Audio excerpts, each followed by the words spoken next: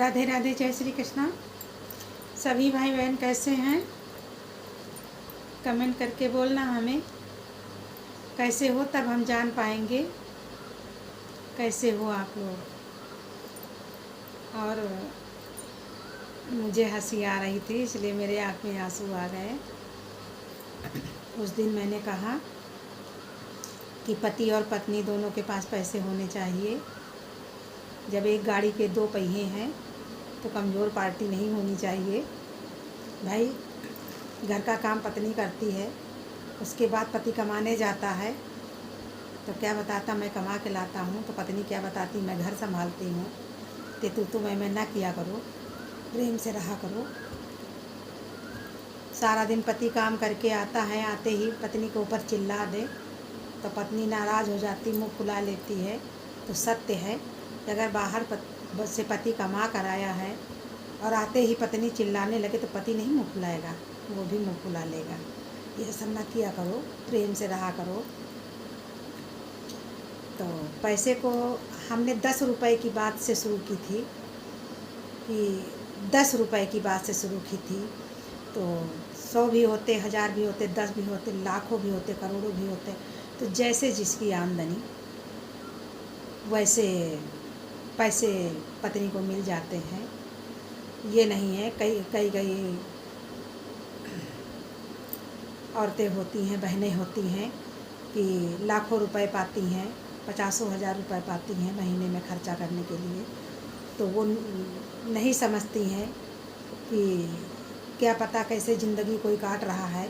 मैं तो मध्यम युग की जो स्त्रियाँ होती हैं उनकी बात करती हूँ कि इतना ज़्यादा पैसा कमा के नहीं ला पाते तो इतना पैसा नहीं मिलता है, तो उनको उसी में गृहस्थी को चलाना है और उसी में अपने पास पैसे जोड़ के रखना है। ऐसा नहीं करना है कि पति कमा कर लाया और दिया और खुर्र कर दिया, ऐसा नहीं करना चाहिए। पत्नी तो एक संदूक की तरह होती है, चीज़ को सिंगों कर रखने के लिए होती है, घर को संभालने के लिए होती है। तो ऐसा ना करें मेरी बहनें कि कभी घी घना, कभी मुट्ठी भर चना, कभी वो भी मना। तो ऐसे हिसाब से चलें कि मुट्ठी भर चना हर वक्त चबाती रहें, ऐसा ना हो जाए कि कभी वो भी मना हो जाए। तो बहुत सारी औरतों की शिकायत इस बात से होगी मेरी वीडियो से कि क्या जानो, मुझे तो कुछ नहीं मिलता है। तो क्या जान कर क्या करेंगे? पति का साथ निभाओ, पति के साथ चलो। पति बाहर से कमा कर लाता है तो घर में कुछ सोचो कैसे क्या करना चाहिए। अब ये भी बहनें बोलेंगी कि मैं बाहर कमाने जाऊं कि घर संभालूं, तो घर भी संभालो और कुछ करो। हर बहन के अंदर कुछ न कुछ खूबियाँ होती हैं, हर भाइयों के अंदर कुछ न कुछ खूबियाँ होती हैं। तो अपनी खूबियों को पहचानो, अपने अंदर झांक कर देखो कि मुझ में क्या खूबी है। किसी को गाना आता है तो किसी को बजाना आता है, तो किसी को केवल गाना ही आता है, तो किसी को स्वेटर बुनना आता है, किसी को बुनाई कढ़ाई आती है, तो किसी को चौका चूल्हा अच्छा सा करना आता है।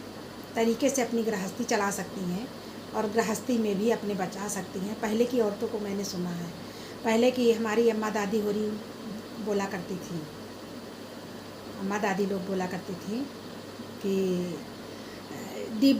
गरिया छोटी छोटी नहीं होती थी, हड़िया इतनी थी बड़ी बड़ी होती थी। तो जब शाम को दाल चावल बीनती थी तो एक मुट्ठी दाल एक में डाल देती, एक में चावल डाल देती, एक में आटा डाल देती और 1 महीने तक डालती रहती तो वो गरिया भर जाती थी।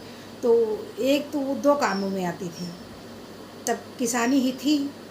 तो 2 कामों में ये आती थी कि एक तो ब्राह्मण को दान देने में काम आता था और दूसरे कभी ख़त्म हो जाए तो वही चीज़ें काम आती थी। तो अब नहीं कोई करता है, अब सब अमीर ज़्यादा हो गए हैं। फिर सास लोग बताने वाली भी नहीं है। जैसे अब नहीं वो गरिया टाइप की चीज़ें मिलती हैं तो डिब्बे मिलते हैं, डिब्बे बना लो दाल चावल रोटी ही बनती है, सब्जी भाई रखोगी नहीं, दाल चावल रोटी बनती है। तो 3 डिब्बे बना लो, जब आटा चालो 1 मुट्ठी उठा के उसी में डाल दो, जब चावल बीनो 1 मुट्ठी उठा के उसी में डाल दो, तो बचता रहता है। ये है बरक़्क़त। बताना चाहिए सासुओं को, माने तो बहू और नहीं तो अपना सास ही करे। बहू ना माने, और जब बहू देखते देखते देखते देखते कब तक ना मानेगी, जब एक ही बात को बार बार दोहराओगी तो कब तक ना मानेगी। देखी देखा वो भी डालने लगेगी। नहीं देखे नहीं मानेगी तो सास के मरने के बाद तो देखेगी कि मेरी सास ऐसा करती थी, क्योंकि मरने के बाद लोगों की बहुत याद आती है।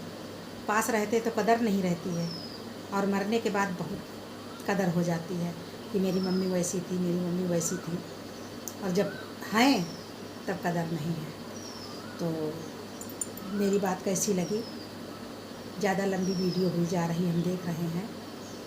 तो मेरी बात को समझ कर बूझ कर अच्छे से कमेंट देना, आगे की बात फिर बताऊँगी। राधे राधे, जय श्री कृष्णा। सभी खुश रहना, दुख में भी और सुख में भी।